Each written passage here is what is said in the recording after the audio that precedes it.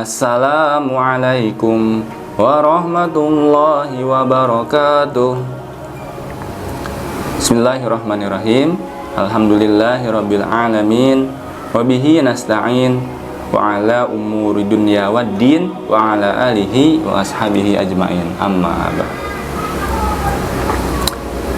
Qala Allah Ta'ala fil Qur'anil Karim, a'udzu billahi minasy syaithanir rajim.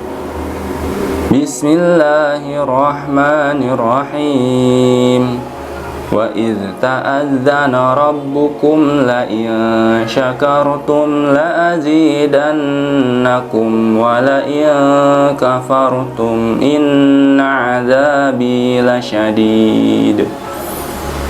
Quran Surat Ibrahim ayat ke-7, yang artinya, dan ingatlah tatkala Tuhan kalian memaklumatkan, sesungguhnya jika kalian bersyukur, pasti kami akan menambah nikmat kepada kalian, dan jika kalian mengingkari nikmatku, maka sesungguhnya azabku sangat pedih.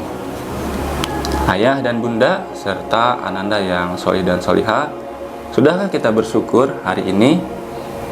Kira-kira ketika kita mendapat sebuah nikmat, hal apa yang kita lakukan ya? Nah, ketika kita mendapatkan sebuah nikmat, kita sudah terbiasa dan biasanya kita mengucap syukur dan juga alhamdulillah.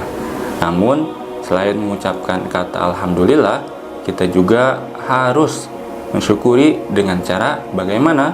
Dengan cara menggunakan seluruh nikmat yang telah Allah titipkan kepada kita untuk berupaya mendekatkan diri kepada Allah Subhanahu wa Ta'ala, sehingga seluruh potensi nikmat yang Allah berikan itu bisa bernilai ibadah.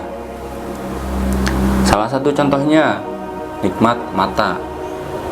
Bagaimana kita menggunakan dengan baik nikmat mata yang telah Allah berikan kepada kita? Tentunya dengan membaca dan juga menghafal ayat-ayat Al-Quran, serta melihat yang Allah perintahkan, melihat yang baik-baik, bukan melihat hal yang dilarang, atau bahkan melihat hal yang bisa membatalkan puasa.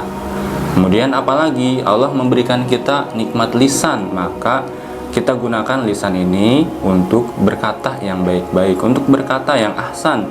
Jangan sampai keluar dari mulut kita kata-kata yang kotor, kata-kata yang buruk.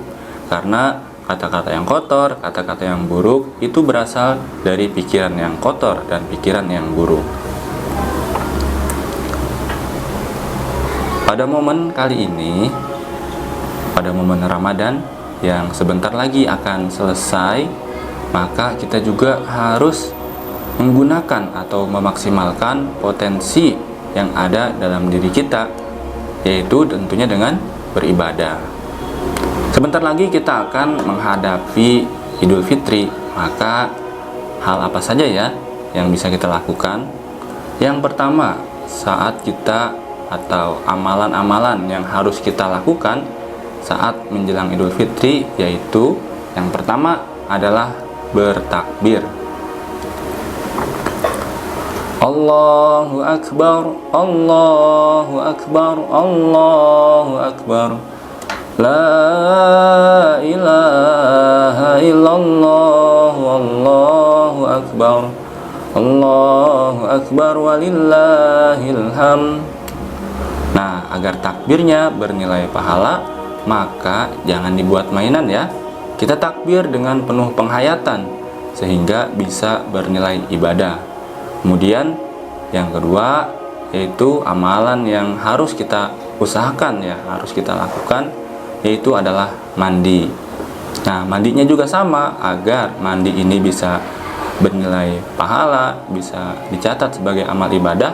Bagaimana mandi yang benar? Tentunya dengan tidak melakukan pemborosan.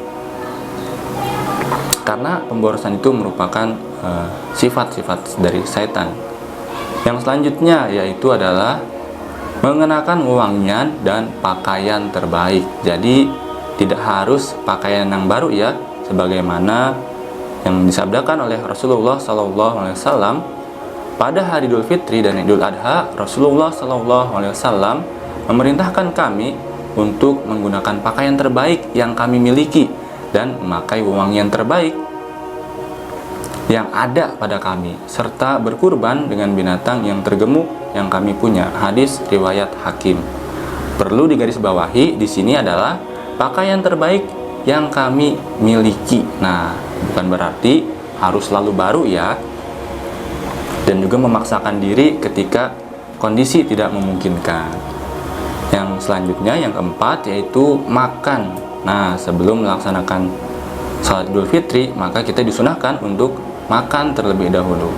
Rasulullah SAW bersabda yang artinya, Rasulullah SAW tidak berangkat sholat pada hari raya Idul Fitri sebelum beliau memakan beberapa buah kurma. Hadis riwayat Bukhari.